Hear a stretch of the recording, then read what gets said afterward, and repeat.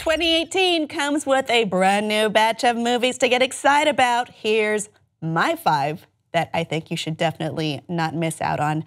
There's more than this. I know there is. I know you're going to be outraged by omissions that I've made, but I had to keep it down to 5 because these videos can get unruly.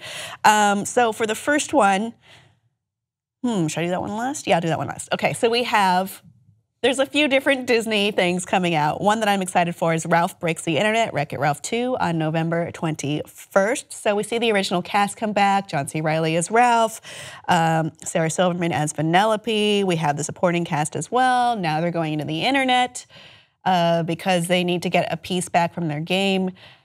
And they kind of look at things the way that, maybe modern video gaming more so than classic arcade gaming, arcade cabinet gaming specifically.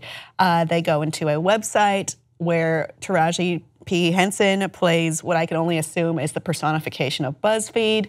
They do some interesting kind of self-referential stuff where they go to the Oh My Disney site and look at a bunch of different places where Disney-owned characters are, including all the princesses, well, most of the princesses. I like that they're doing kind of that, holding up a mirror to themselves. Maybe they'll bring up, maybe it's weird that there's one major creative outlet and not much else in the movie industry these days. I would be interested to see that. I don't know, I really love the idea of exploring different video game worlds. I hope it's less candy-based this time. Too much candy in the original for me, but a very good concept nonetheless. Something very different, Fahrenheit 451 is coming to HBO in the spring. It is a movie, though. This has been done a few different times. This is a sci-fi classic from Ray Bradbury. It's one of my favorite books of all time. We see Michael B. Jordan come as Guy Montag, the firefighter who is tasked with burning books and then eventually joins the resistance to the anti-intellectualism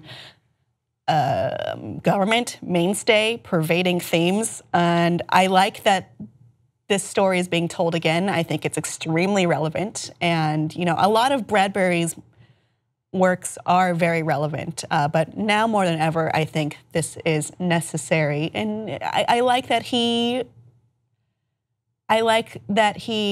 pushes away the idea of anti-intellectualism. You should always be a little bit worried when someone tells you to ignore facts. And this is a very important work for that reason. I would be stupid not to mention Solo, a Star Wars story coming out on May 25th. This has gone through a lot of bumps, maybe, when we had to change the director. But we do have John Williams coming back with a new theme for Han Solo, which has never happened before. It only took a couple of years after the character's canonical death to do it. But we have that coming up, which I am excited to see. I'm interested to see these characters take on these roles. I was mad about the lack of Lando in Star Wars Episode 8, so there will be Lando in this, and that is always a good thing to see. I feel like I'm going to like this as a Star Wars fan, but I do want to see what routes they take with it, and that will be interesting for me, at least. I also have Halloween, October 19th. So in this one, Jamie Lee Curtis returns as Laurie Strode, and they're only saying the first 2 are canonical, and all the BS ones from the 90s are out, which is great because it got real confusing, and it's like, is he dead? Is he not dead? Why did she go crazy? I would prefer only the first one to be canonical because I like it better when they're not siblings, and instead it's just the scary idea of a random person in the night being able to do this. But I do like that they're going back to their roots, and I'm interested to see where this goes and if they correct the mistakes of the past. And the last one is not really a movie. It's a bunch of movies because Marvel is doing too much as usual, and I had to put a bunch of them all together. So I included the 3 Marvel and Marvel-related properties that I am most excited for, and I omitted the 3 that I am less excited for. So for this one, I really want to see Black Panther, which is out February 16th. It looks so different from any other superhero movie that Marvel has put out so far. I am really excited to see what they do with that. It's also the last one before Infinity War, which is the other one, another one on my list.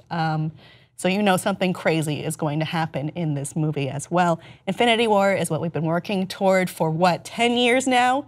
17 movies now? It has to be here. I am really anticipating it, and it's got a lot riding on its shoulders, a lot of expectations, and it should hopefully deliver. This could be us as fans setting it up for failure, but if you make one specific movie the building point for years of work, you have to deliver. So it's on you, Marvel. And lastly, I don't know if you can count this as Marvel, but I guess you can now, technically due to buyouts, but Deadpool 2 is coming out with Domino, with Cable. I hope it maintains its irreverent tone. The three I omitted from the Marvel lump include X-Men Dark Phoenix, Ant-Man and the Wasp, and another one I've simply forgotten. So those are the ones I'm most excited for this year. What are you looking forward to watching in 2018? Please let me know in the comments, and please like and subscribe for more.